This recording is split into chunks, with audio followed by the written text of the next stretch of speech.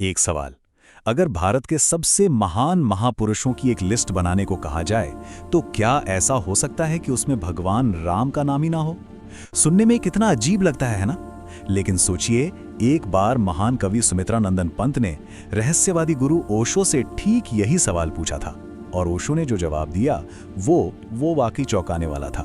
तो चलिए इसी बौद्धिक रहस्य की तह तक चलते हैं कि आखिर भारत के महानतम आध्यात्मिक गुरुओं की उस लिस्ट में राम का नाम क्यों नहीं था।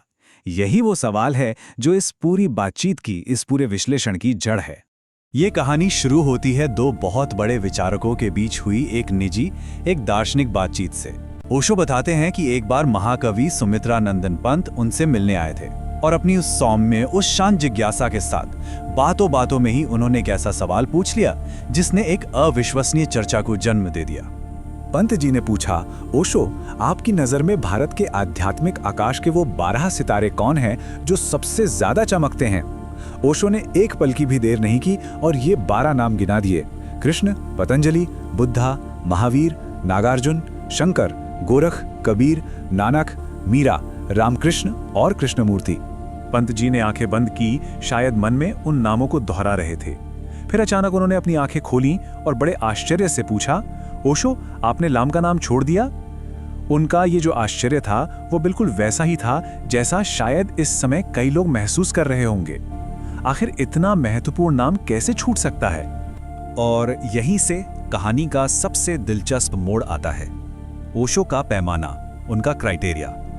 उन्होंने कहा, मैंने उन 12 को चुना है जिनकी कोई मौलिक देन है। मौलिक देन मतलब एक ओरिजिनल कंट्रीब्यूशन, कोई ऐसा जिसने धर्म की दुनिया में, अध्यात्म की दुनिया में एक बिल्कुल नया बीज बोया हो। तो यहां बात आदर्श की नहीं हो रही थी, बात हो रही थी मौलिकता की। और इसी बिंदु पर ओशो का तर्क एकदम साफ हो जाता है। उनका मानना था कि राम एक आदर्श पुरुष हैं, वो मर्यादा पुरुषोत्तम हैं, लेकिन उन्होंने कोई नया आध्यात्मिक मार्ग नहीं बनाया। जबकि कृष्ण ने जीवन को देखने का, उसे जीने का एक बिल्कुल नया, एक संपूर्ण आयाम दिया।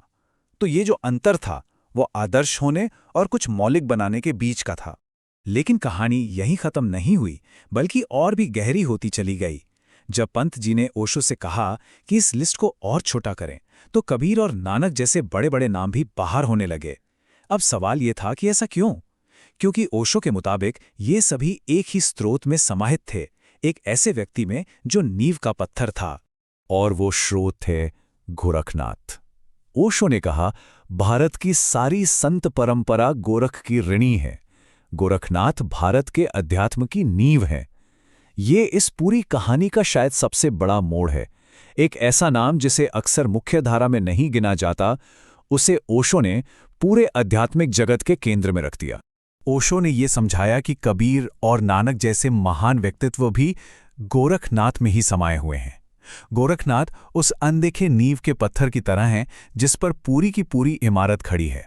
उन्होंने तो यहां तक कहा कि कबीर का जो पुरुष रूप था वो नानक बना, और जो स्त्री रूप था वो मीरा बनी, लेकिन इन सबका जो मूल आधार था वो गोरख ही थे।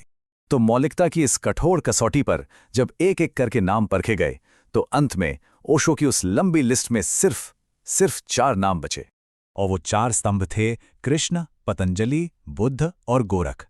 ओशो के लिए ये 4 लोग 4 दिशाओं की तरह थे जिन्हें छोड़ा ही नहीं जा सकता।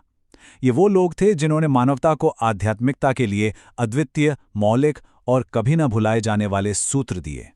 तो अंत में यह समझना बहुत जरूरी है कि राम का नाम उस लिस्ट से बाहर रखना किसी भी तरह के अनादर की वजह से नहीं था। यह फैसला पूरी तरह से मौलिक योगदान के उस बेहद सख्त मानदंड पर आधारित था। यह पूरा विश्लेषण हमें सिखाता है कि महापुरुषों को सिर्फ भक्ति से नहीं, बल्कि उनके दिए गए सूत्रों और उनके मौलिक विचारों से भी समझना चाहिए। और ये पूरी बातचीत हमें एक बहुत ही गहरे सवाल पर लाके छोड़ देती है कि आध्यात्मिक महानता असल में है क्या? क्या ये मौलिकता है या फिर आदर्शवाद?